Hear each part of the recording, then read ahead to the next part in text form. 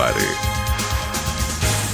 Buenas noches, muchas gracias por estar acompañándonos en esta nueva cita del día de la fecha para compartir un poco el análisis de la información más relevante que nosotros mismos decidimos cuáles son y además un poquito de cultura. Para abrir por lo pronto, eh, circuló un video en el cual escrachan a un pibe de la selección. No quiero mencionarlo para no dejar pegado su nombre a un acto de discriminación, pero que estaba haciendo un canto futbolero, típico canto de cancha, que este, necesita contexto y precisamente no es el que sea difundido por las redes como celebrándolo. De hecho, el pibe escrachado pidió disculpas inmediatamente, él entendió de qué se trataba, a veces en el fragor del festejo se cometen esas travesuras y no se entiende la dimensión del hecho simbólico en sí. Lo importante de esto es que, pese a que el pibe hizo ese reconocimiento, el presidente de la nación se montó sobre el acontecimiento y dijo, pero sí dijo la verdad. Se trataba de alguna manera de gastar a los franceses porque se dicen franceses, pero su equipo es de Angola. Bueno, eh, el presidente no se acostumbra a estas cosas, a que él también es el mismo que hizo acusaciones que la justicia de España o la justicia de Brasil debería entender. En el caso de la justicia de Brasil, la acusación de que es un delincuente el presidente Lula porque estuvo preso es una falacia repugnante. Y cuando habla de la esposa del presidente Sánchez en España, tiene que esperar a ver qué es lo que dice la justicia. En el caso del presidente Lula, imagínense, la justicia dictó a su favor, se comió prisión y se determinó que había sido injusta y por eso el pueblo lo premia confiándole nuevamente sus destinos. En la Argentina eso no está pasando y además el presidente insiste en esa clase de improperios y de improcedencias. Pero lo más importante es que llevamos varios días, porque a veces viene más bien como una instalación del tema, alguna sugerencia, alguna eh, fundamentación en ese sentido. Lo cierto es que en los últimos años, en los últimos días han profundizado la idea de convertir los clubes que son sociales y deportivos en sociedades anónimas. A ver si entienden bien, porque de esto se trata lo que quieren hacer también con la Argentina, convertirlo todo en un mercado. Cuando un liberal además se describe anarcoliberal o anarcocapitalista, está diciendo que no le interesa ninguna otra cosa que el mercado. Y en el caso de los clubes, especialmente de fútbol, pero que es la entidad club la que está siendo amenazada en este momento, implica cosas que el mercado resolvería de la manera que quisieran. Ustedes saben que en materia comercial muchas veces hay empresas que recurren a ciertas trampas, que a veces la justicia de los distintos países participa como para evitarlas o por lo menos para penarlas, pero en otros países como ahora a partir del decreto 7023 se deja hacer el mercado, se regula solo y en ese caso ocurre que muchas veces grandes empresas compiten con las más pequeñas para provocarles el quebranto porque tienen el poder como para instalar en el mercado productos o insumos que estén por debajo de su costo para que el que los fabrica sin tener ese músculo quiebre y entonces dueños del mercado vuelve a aparecer el aumento de los precios y luego no tienen ningún límite en ese sentido. Recuerden que el presidente Milei en ese decreto ha liberado por absoluto los precios y ha declarado el funcionamiento de la oferta y la demanda, lo que es una condena para los argentinos. Miren lo que está ocurriendo ahora. Por ejemplo, con la fábrica de neumáticos Firestone, que ha decidido que en la planta argentina ya tienen producido la cantidad de neumáticos que va a necesitar el mercado. Por lo tanto, ya comenzó con las suspensiones y prevé importantes despidos. ¿Qué ocurre cuando una empresa se vuelve monopólica. Decide, toma esas decisiones. Claro, hasta ahora los trabajadores del neumático tenían salarios importantes y además, merced a las dificultades para la importación, habían logrado acuerdos que hasta tuvieron que llevar ante la justicia para que los cumplieran, pero que eran de un reconocimiento salarial importante. Ahora no importa, no hay salario, no hay más salario si es que no hay más trabajo. Y las empresas pueden tomar estas decisiones. Imagínense un club que es comprado, porque además, esto lo tengo que decir antes de avanzar, cuando el mercado entra, cuando los capitales entran invitados sin ningún tipo de control, lo que aprovechan los lavadores es precisamente esa invitación. Nadie tiene por qué explicar de dónde sacó el dinero que está entrando. Ingresa y se convierte en dinero legal en el momento que hace la inversión. Supongamos entonces una empresa, no se llama empresa si no tiene responsabilidad social, pero más bien se llama mafia, que se dedica al tráfico de personas. Luego ese dinero tiene que blanquearlo de alguna manera porque quienes lo hacen circular no pueden justificar que tengan tanto. Para eso hacen inversiones en países que son paraísos como la Argentina o como lo han convertido a la hermana República de Ecuador, en que los capitales ingresaron para poder mantener una economía dolarizada. De hecho, el dinero que circula en Ecuador son dólares, y como esos dólares pueden salir de Ecuador porque son la moneda propia y cualquier país tiene su moneda habilitada a circular por cualquier lugar del mundo con determinadas restricciones. O sea, bueno, hay límite de efectivo y demás. Pero cuando ingresan los dólares a Ecuador, se las toman, acaban de ser lavados. En la Argentina tendremos pronto un sistema así y los clubes son un bocadito para estos criminales. Incluso algún socio local de estas mafias podría hasta tener sus propios planes. Imagínense usted que existiese un empresario, no sé si habrá alguno, que es fanático de Boca y que convence a sus socios extranjeros que están necesitados de lavar dinero de comprar el equipo de River para destruirlo. Lo pueden hacer, lo pueden hacer. ¿Es un delito quebrar una empresa? Es un delito quebrarla de propósito, pero si no hay entrenamientos adecuados, si no hay una administración fiel, si no hay... River caería frente al destino decidido por un capo del sistema financiero que le tiene tirria. Del mismo modo, con clubes barriales que pasarían a ser los lavadores de estos personajes, que es muy fácil lavar un club deportivo barrial porque está necesitado de todo, así que con que empiece a dotarlo los socios que en algunos de los proyectos formarían parte de esta sociedad en una proporción más o menos interesante, aceptarían todo, pero acabarían vendiendo el alma al diablo. Ahora imagínense eso, porque esto ya es lo suficientemente elocuente, esta imagen de los clubes convertidos en lavaderos de dinero de las mafias internacionales. Imagínense esto funcionando en todos los órdenes de la economía de la Argentina. Y digo en todos los órdenes porque ya el presidente, cuando se encontró con las cifras de indigencia y cuando fue interpelado por los periodistas, por mis colegas, en el sentido de que la gente está pasando hambre, o algunos hasta dijo se están muriendo de hambre, y él dijo dos cosas muy importantes. Probablemente la que más trascendió es aquella donde dijo, bueno, si se estuvieran muriendo de hambre veríamos muertos en la calle, o harían algo para resolverlo. Pero la clave la dio la frase anterior, cuando dijo, no estoy aquí para ocuparme de todo aquello que está por afuera del consumo. Si vos no estás adentro del consumo, no le interesás.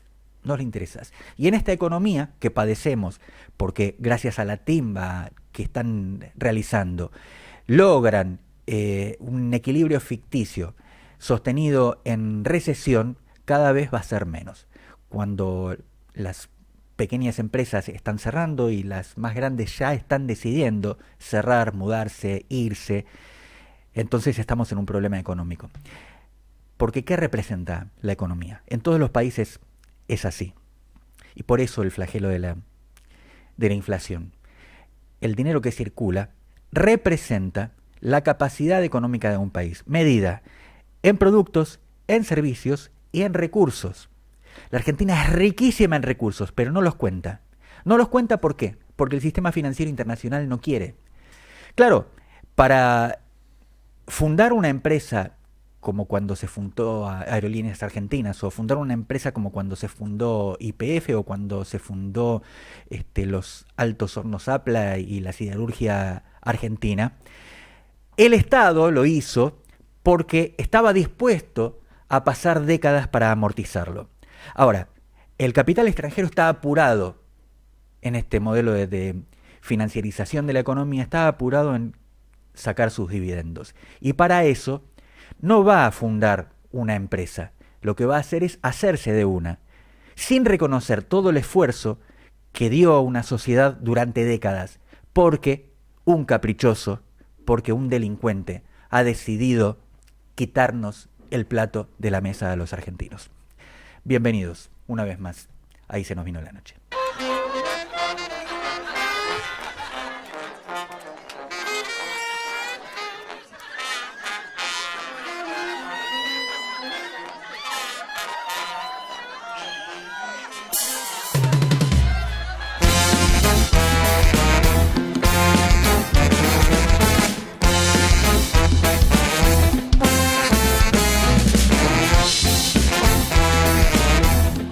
Porque le debemos lo que somos a la cultura que nos cobija, que también nos constituye, es que siempre elegimos una parte del programa para hablar precisamente del mundo o del universo que representa la cultura. Por eso le quiero dar la bienvenida a Milton Blanco, quenista, músico, compositor y además un hombre que ha investigado acerca de ese legado que han dejado en música nuestros antecesores. Así es, me he dedicado a la quena y para dedicarnos a un instrumento tan antiguo que no está tan pautado como los instrumentos europeos, hay que ponerse a buscar con mucha dedicación.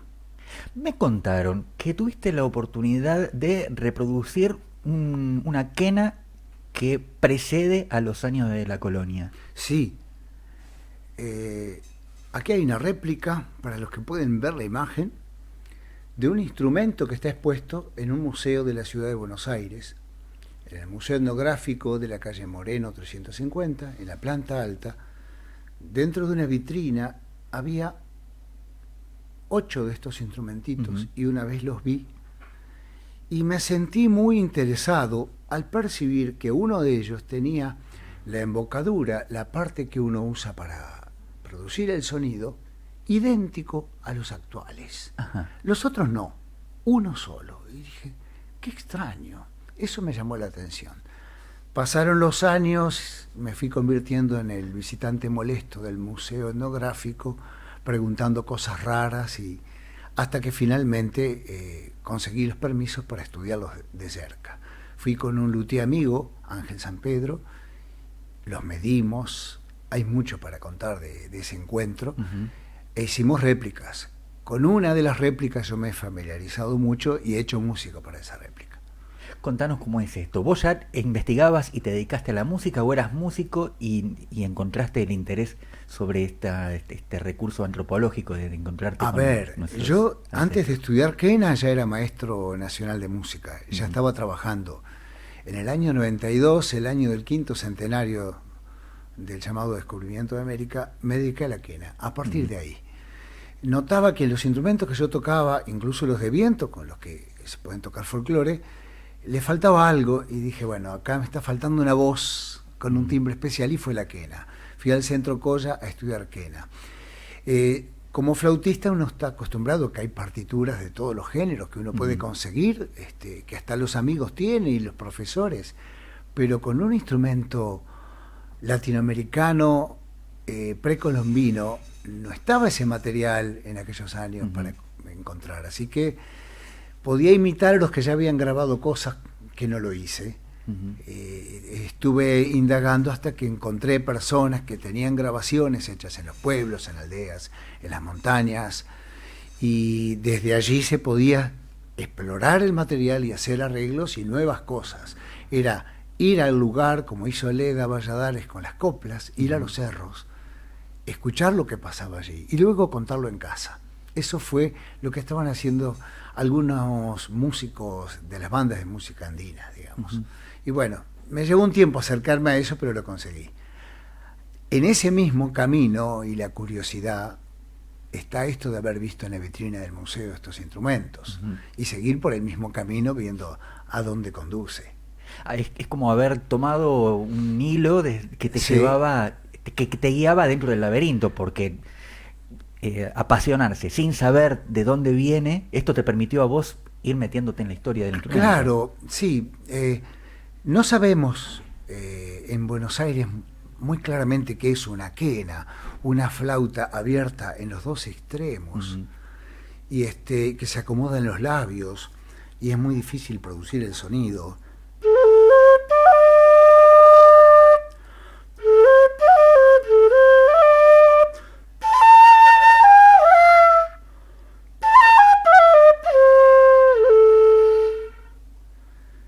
Y bueno, tiene una historia muy grande adentro.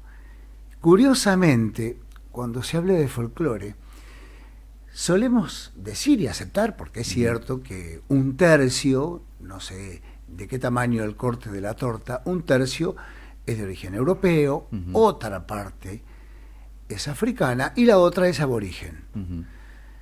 La parte africana en la percusión, desde las chacareras a los candombes del Río de la Plata, podemos decir que está representada. La parte europea, la guitarra, el violín, el acordeón, el bandoneón. ¿Y el aborigen dónde está? Alguien puede decir, en las escalas, en los giros melódicos, y después, ¿y en los instrumentos dónde está? Quizás en toda la organología, a todo el plantel de instrumentos, el staff de instrumentos que tiene nuestro folclore, la quena y el sikus, el de los tubitos amarrados, zamponia, el nombre criollo que tiene, sean los únicos dos representantes de los pueblos antiguos. Pero solemos pensar que son los representantes de los pueblos antiguos que estaban durante la conquista española. Claro. Pero uno se pone a estudiar y descubre que no. Solemos nombrar a los incas para hablar de todo el pasado del Perú y nos equivocamos. Los incas, cuando llegó la conquista, habían estado solamente los últimos 150 años. Y para atrás hay cientos de culturas que ignoramos. Se hablaba que por el año 600 a.C., en la cultura chavín, en el Perú, estaban las primeras quenas. Tanto tiempo antes de los incas, 1000 años antes de los incas. Y resulta que en el Museo Agrícola de Lima, Perú, hay una quena de hueso que es muy anterior. 9000 años de antigüedad tiene. Las del museo que está en Buenos Aires, 4000 años. Están atrás de todas las culturas que podemos nombrar. No sabemos a qué culturas pertenecieron. Y en 9000 años de existencia, la quena atravesó guerras, tormentas, terremotos, vendavales, la conquista, el avasallamiento, la negación, y por alguna extraña y misteriosa razón se le ha sido construyendo hasta ahora. Y sigue sonando. ¿Y sabemos cómo sonaban, armónicamente, cómo se componía música por aquellos años de origen? ¿Cómo hubiera sonado esa quena de hueso? Las quenas de hueso y las quenas de caña que podemos copiar de las antiguas, las actuales van a producir el mismo sonido que las antiguas porque la física no cambia. Claro. El uso y la intención de toque no lo sabemos. Pero, por ejemplo, en el caso de las quenitas encontradas en una cueva en Jujuy, que están expuestas en el Museo Etnográfico, que son 8, una en hueso, que parece ser como el modelo hecho en un material más durable, y las otras que se han hecho en base a ese modelo. Eso es imaginación que ponemos los dos luthiers que la fuimos a ver. Sabemos que se usaron en fiestas porque hay pinturas rupestres de la época en cuevas del norte argentino donde aparecen músicos tocando ese mismo instrumento pequeñito, que son quenas pequeñitas. Y hay un dato más, que quizás sea el más importante. Como decías, uno empieza a tirar del hilo y se lleva cada sorpresa. Este instrumentito encontrado en la excavación arqueológica existe hoy día con las mismas dimensiones, con 3 agujeritos nomás, a veces con 4. Imagínense que en 4.000 años algún cambio pudo tener, pero es el mismo instrumento y se lo toca en fiestas en los pueblos de los valles interandinos, actualmente. Ahora, esa contextura, ese instrumento con 3 agujeritos o con 4 agujeritos, da la posibilidad de una combinación de notas, sí, que de alguna manera te sugiere... Claro, las primeras notas, tengo en la mano ahora la réplica del instrumento.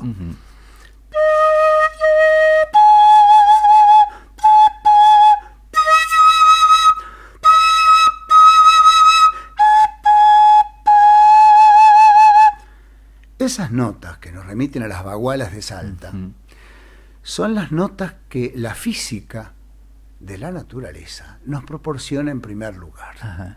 Tenemos la gran ventaja que hubo poetas en el norte argentino que pusieron letra a esos sonidos y hubo poesía que se canta. Es decir, seguramente se podía tocar estas notas. Son las primeras que salen. Luego, con la combinación de dedos se pueden inventar más cosas. Y ahí no sabemos qué era lo que inventaban. Con combinación de dedos, ¿qué busqué? La escala que más usamos ahora. Claro. Esta antigua, la escala tritónica, la escala pentatónica que está vigente y la escala de 7, 8 sonidos, digamos, que usamos ahora. Se podrían encontrar más. El instrumento con habilidad es ilimitado. Claro. Las flautas uno tapa la mitad de un agujerito, tapa otro, hace combinaciones y sale la escala que uno busque. Esto quiere decir que el instrumento, además de ejecutar, inspira. Claro, es como para el alfarero. Según como esté, la arcilla le va a inspirar hasta el movimiento que va a hacer con sus manos y la figura resultante. El material, el sonido propio y las pequeñas variantes que puede tener con el soplo, con la posición de los dedos, son una fuente de inspiración. Vamos a escuchar una grabación que nos trajiste para ver cómo suena. Hay quena en este, me lo prometes. En este están las guitarras y la primera parte tiene una quena moderna y la segunda parte, que repite la primera, está tocada con este mismo instrumento. Mostrado cómo queda con instrumentos actuales y en la música actual. Los antiguos.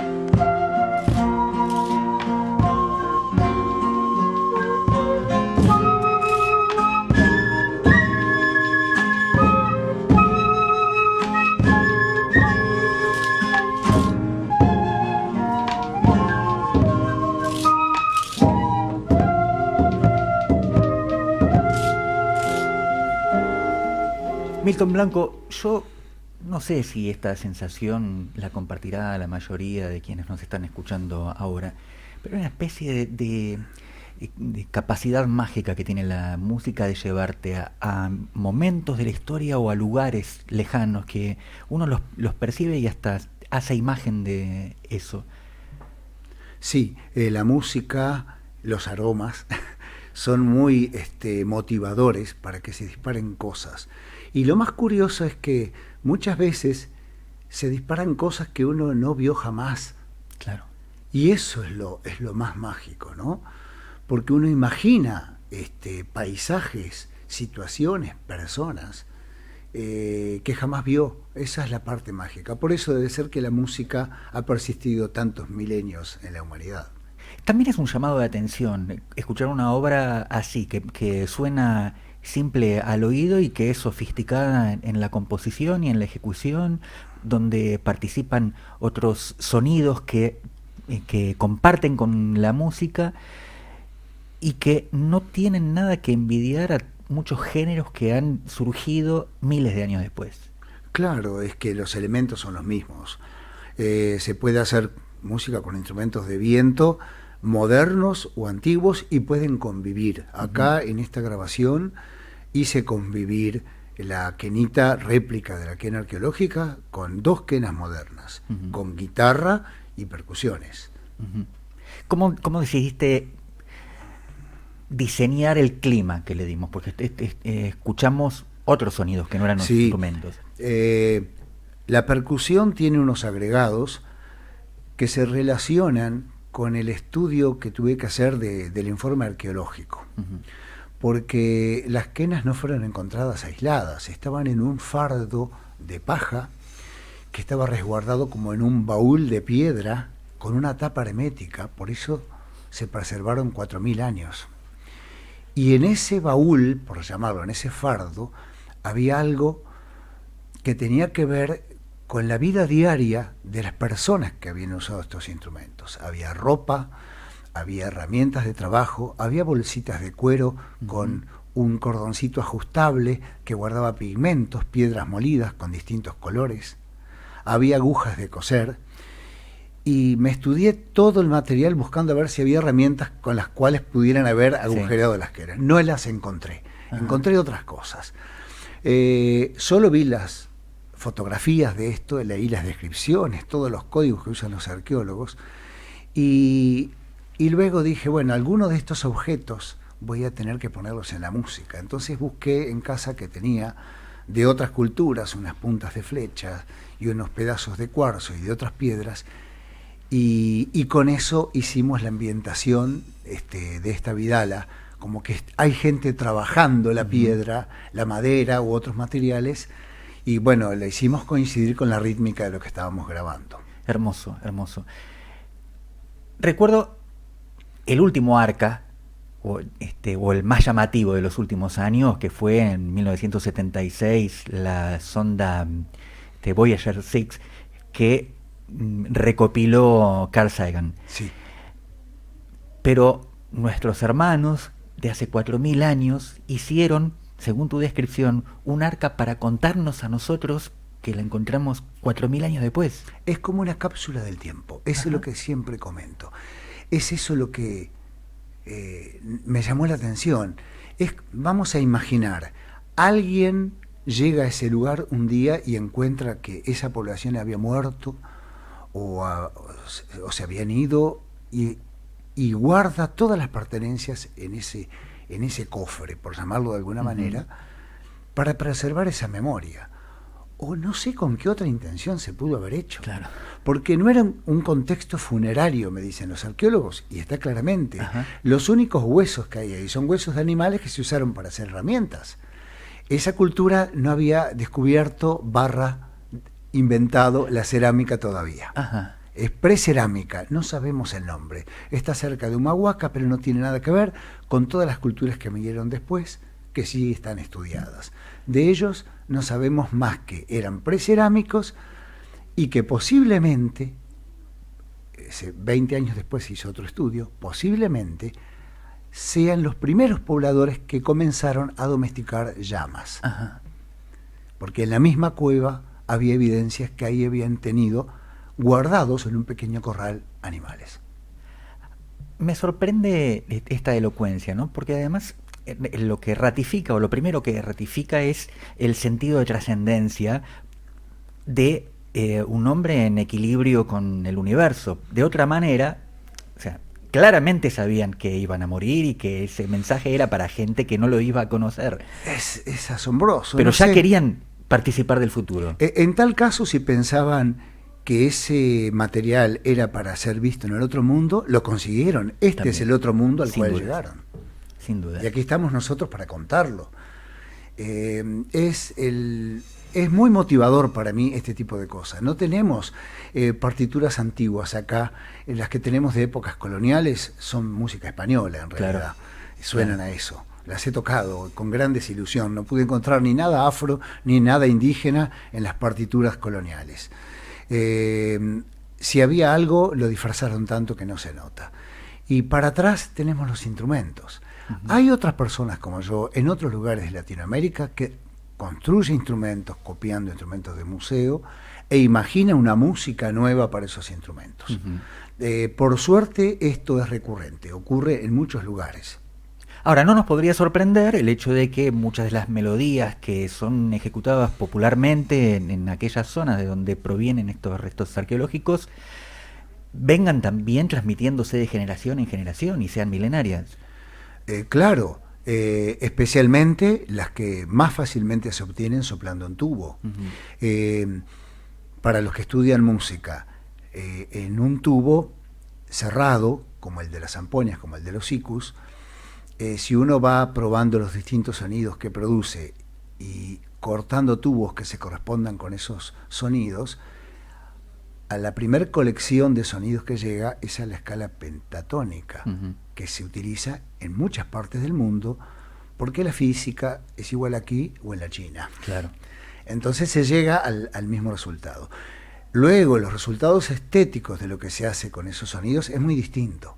En el caso que tomo de la escala pentatónica, se usa en Asia, en las canciones tradicionales escocesas, en América y en África. En otras partes de Europa también estuvo, pero uno no las reconoce casi como los mismos sonidos, aunque lo sean, porque el contexto y la manera de tocar es distinto. Y con el pasado y el presente nos puede pasar lo mismo, que estemos tocando con los mismos sonidos, con instrumentos similares, y que estemos haciendo un resultado sonoro musical distinto. Tampoco sabemos el contexto en el cual hacían la música. Parece festivo por el arte rupestre. En el arte rupestre de la región pude ver, además de 2 flautistas tocando un par de quenitas como estas, a gente sentada junto a tambores de pie, golpeando, y gente bailando. Así que es muy posible que sea parecido a lo que vemos hoy día en nuestra humanidad presente. Que de alguna manera tuviese la providencia de satisfacer la necesidad, digamos, de la inspiración, ¿no? Aquello que impele la inspiración, que dice hagamos esto, ¿no? Sí. La necesidad de crear y también de vincularse con los demás. Claro, integrar a los demás. Sí, la música en la ciencia que estudia la historia humana siempre es tomado como un elemento de cohesión grupal. Incluso descubrimientos que se hicieron de instrumentos musicales obligaron a remirar algunos periodos históricos, porque la presencia de una flauta elaborada con una cantidad de agujeros que ya se nota que está calculado, que no están en cualquier parte, que ya se habrán hecho otras pruebas, uno nota eso. Existen instrumentos antiguos que tienen los orificios dispuestos de manera aleatoria, y en la misma excavación uno puede encontrar varios distintos y todos a escalas distintas, pero en el caso de la cueva de Jujuy, 4 réplicas teníamos. Con Ángel San Pedro nos pusimos a improvisar en su taller, a tocar. No sonaban exactamente igual, pero al ratito de estar haciéndolo, lográbamos un unísono perfecto. Es decir, uno puede acomodar los dedos, el empuje del aire y hacerlo sonar igual. Y suponemos que lograrían eso, porque se puede hacer, se puede unificar el sonido de todos. había en estos instrumentos, a mi parecer, al parecer de mi colega, como una intención de hacer algo que ya existía. Ajá. Y que hubiese uno de hueso parecía como un rector, como algo que pasó de mano en mano y que fue tomado como modelo. Eso es imaginación. Podemos estar equivocados también. Milton, tuviste la generosidad de venir con tus instrumentos. ¿Nos podés regalar un poquito de tu arte? Sí, les voy a tocar una música. No puedo tocar la quena y la guitarra y cantar a la vez. Claro. Todavía no lo he logrado. Por eso empezamos por un tema grabado. Sí. Igual no cantaste ahí. Voy a hacer una cosa. Les voy a contar una historia cantada. Pero como no puedo tocar la quena al mismo tiempo, recuerden esta melodía que va a aparecer después en la quena.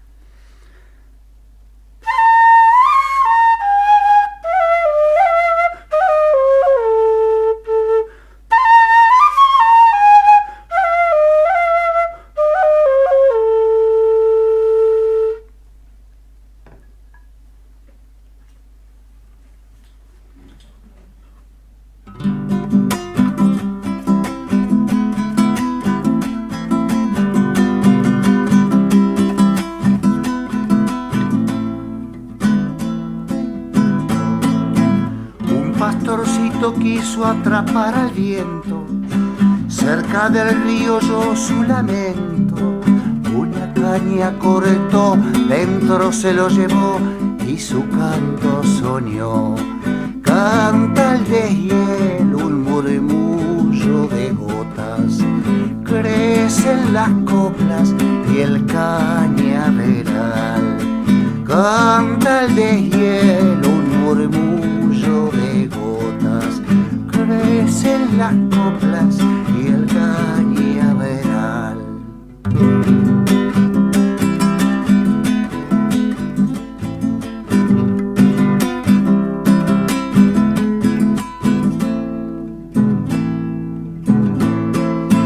Un pastorcito repitiendo la historia cortó la caña por su memoria, varios hoyos cavó, con su viento sopló y su quena nació.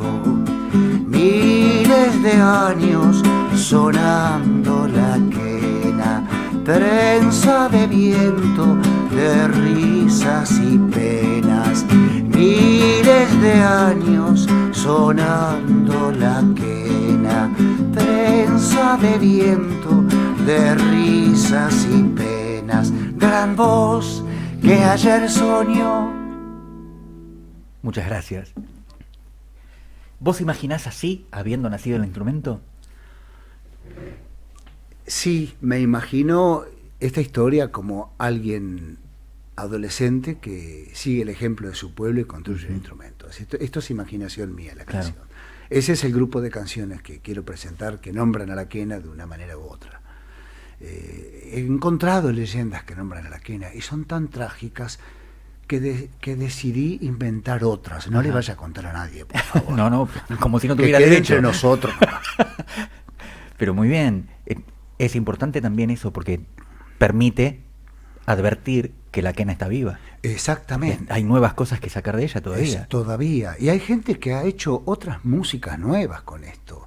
He visto en Perú gente haciendo jazz rock. Hay varios músicos peruanos que, abro comillas, se atribuyen el delito de haber infiltrado la quena en el rock de los 70 y 80 del Perú. Cierro comillas. Todos dicen, no, fui yo el primero. Claro. Está presente en otros géneros. En la Argentina la tenemos coloreando las músicas con carácter andino. No hay muchos ejemplos en otros géneros, pero empiezan a aparecer. Bueno, también hemos visto a Gustavo Santaolalla ganar un Oscar componiendo, incluyendo instrumentos típicos y autóctonos de la Argentina y de los pueblos originarios. Sí. A ver, creo que el luthier que ha trabajado conmigo, Ángel San Pedro, ha construido instrumentos para esa gente. Mira. Y para otros así, que incluyen, incluso hay instrumentos que no son tan difíciles de tocar como la quena, que tienen una embocadura que ya produce el sonido, como ocurre con las flautas dulces, y que están presentes en muchas comunidades andinas y son más fáciles de tocar. Eso le digo a la gente que ya toca una flauta. No, que la quena es muy difícil. Prueben que hay mucho. Claro. Hay mucho que uno puede acercar de esos pueblos. La zampoña, el sikus, es un instrumento también bastante accesible. En las comunidades andinas, quienes tocan esos instrumentos no son profesionales de la música. Son pastores, artesanos, agricultores, que en determinadas fiestas toman un instrumento y salen a tocar con sus vecinos. Esa es la diferencia de la música en esas comunidades, comparándolo con el lugar donde ponemos a la música en nuestra cultura occidental. Bueno, y también está el modo en el cual a través de un instrumento comparten una sensación espiritual. El instrumento transmite un estado de ánimo. Sí, y tocar con otros. Y tocar con otros. También. Es como jugar con otros, como en el deporte. Es estar juntos haciendo algo donde la suma de todos los murmullos se convierte en una voz plural. Eso es maravilloso. En las bandas que usan instrumentos de viento, le llamamos tropa en el folclore. Hay tropas de quenas, por ejemplo. Hay algunas quenas especiales de otros tamaños, con menos agujeros, que persistieron de la antigüedad, vaya a saber uno cuánto tiempo. Nombro, por ejemplo, las pusipía. En aymara significa 4 agujeros, y tienen 4 agujeros. Y tocan en un conjunto donde hay distintos tamaños, y son una aplanadora cuando suenan, son heavy metal, es asombroso que los vientos tengan tanta energía. Y eso persiste, y según las épocas del año hay otros aerófonos que sobreviven en los pueblos andinos, y hay escalas antiguas que no las podemos describir con nuestra escala. Y hay quenas en escalas antiguas que no las podemos escribir en nuestro pentagrama. ¿Cómo sobrevivieron esas escalas tantos siglos? Lo ignoramos, pero están. Y otra cosa que llama la atención, ¿no? El hecho de que haya avanzado tanto la tecnología y haya sonidos que solamente dan los instrumentos que los producen. Sí, sí. Es que es lo básico. El aire se corta en el filo y produce el sonido. Sí, y en una época que hay tanto sonido hecho electrónicamente, todavía hay gente que inventa instrumentos acústicos. Porque es el comienzo de todo. Siempre hago una pregunta que casi filosófica, musical, y que nadie sabe responder, o responden un disparate. A ver, es para pensar, no hay respuesta. Teníamos 3 familias de instrumentos. Además de la voz humana, teníamos los instrumentos de viento, los de cuerda y los de percusión. Y un día aparecieron los instrumentos electrónicos. Hace 100 años, más o menos. Claro. Jamás alguien pudo imaginar que una 4ª familia aparecería. Y la pregunta que yo hago, ¿y un día aparecerá una 5ª familia? ¿Y cuál será? No la podemos imaginar. Es algo para pensar. Quizás el primer instrumento de viento, como sospechamos muchos, fue inventado por la naturaleza, y fue el ser humano que observó cómo silbaba una caña hueca mirando el cielo. Como yo digo, un cañaveral que fue atravesado por una tormenta y se rompió las cañas, es una especie de flauta involuntaria de la naturaleza. Suenan en serio, suenan en serio. Es asombroso escuchar las melodías involuntarias que se producen. Por ejemplo, gente que planta tomates y pone para sostener las plantas cañas, cuando hay viento, cantan. Suenan, claro. Recuerdo, la gente me dice, ¿cuál fue su primera flauta? Bueno, voy a contar algo que parece un chiste, pero tiene que ver con estas observaciones. Yo vivía en el interior del Uruguay, yo nací cerca de Colonia del Sacramento, y las antenas de televisión en ese entonces tenían como 15 metros de altura para poder ver los canales de Buenos Aires. Arriba del caño que tenía las parrillas de la antena, se colocaba un taco de madera, y la casa de un amigo no tenía el taco de madera colocado y los días de viento no se podía dormir en esa casa. Ajá. El tubo sonaba como una flauta gigantesca. Temblaban las tacitas en las estanterías y se escuchaban, para un físico es esto, el sonido fundamental y los armónicos. Se podría hacer un estudio de la componente armónica de ese único sonido que producía ese tubo de 15 metros. Fue la primera vez que escuché un sikus en mi vida. Mira. Y era involuntario. Claro. Y Era la naturaleza tomando, sí, aprovechando el instrumento. Milton, viniste también para hacer una invitación. Sí. Contanos.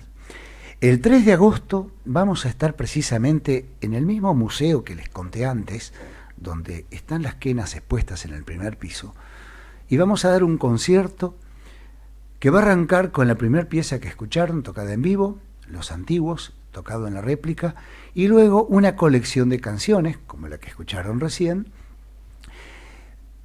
que nombran a la quena. Voy a publicar un disco, y ese es el motivo del encuentro. Un disco que se llama La quena que nombro. Hasta ahora yo he publicado cosas instrumentales, con quenas, con otros vientos, y es la primera vez que voy a publicar canciones propias cantadas por mí, y en este caso, que nombran a la quena. Va a ser el 3 de agosto a las 5 de la tarde, en la calle Moreno 350 de la ciudad de Buenos Aires, a 2 cuadras de Plaza de Mayo. Es un horario temprano, es puntual, de 5 a 6 de la tarde se cobra un bono contribución de 4.000 pesos anticipado y de 5.000 pesos en puerta, salvo jubilados y niños que tienen entrada libre. Muy bien, la invitación está hecha y nosotros estamos llegando al final y quiero aprovechar para hacerte un regalo, pero que en realidad lo hago público, un regalo para todos. Nos vamos a despedir con un poema que cuando lo canto es un aire de chacarera, pero ahora parece como poema, así lo van a escuchar. Gracias, Milton. Un placer. Espero encontrarme otra vez con vos en un espacio como este. Hasta pronto. La fragua. Todos los ríos comienzan en el cielo. La misma agua que derrama vuelve a empezar. Los saberes se mueren con los maestros cuando su lengua ya nadie sabe hablar. Será porque a la suerte llaman fortuna, que hacen fortuna para nunca perder. Que los pobres no tienen suerte ninguna, cuando ser pobre es lo que ha tocado ser. El músculo que se aferra del andamio vale nada en el momento de caer. La oveja que se escapa del rebaño solo cambia de quién se la va a comer. El grito de los pobres nunca se escucha, es que ser pobre es no poder esperar. Maldito el que propone dejar pasar el tiempo sobre el cadáver del que no pudo más. Las respuestas a todos ya están escritas y dichas, solo hay que saber escuchar. La sangre que regó esta tierra bendita pide que no se entregue la libertad. La mitad de tus hijos llora por hambre. Los dones de nuestra tierra cruzan el mar. ¿De quién es nuestra historia si es que no es nuestra? Somos el indio y a los que vio llegar. Es tan corta la vida que solo vale si se mide en cuotas de felicidad, tan fácil y tan simple que si no sale es que erramos y nos dejamos mandar. Siempre es aquí, pero también siempre es ahora. Es el lugar, también la oportunidad. Maldito el que propone dejar el tiempo sobre el cadáver del que no pudo más. Hasta mañana. Esto fue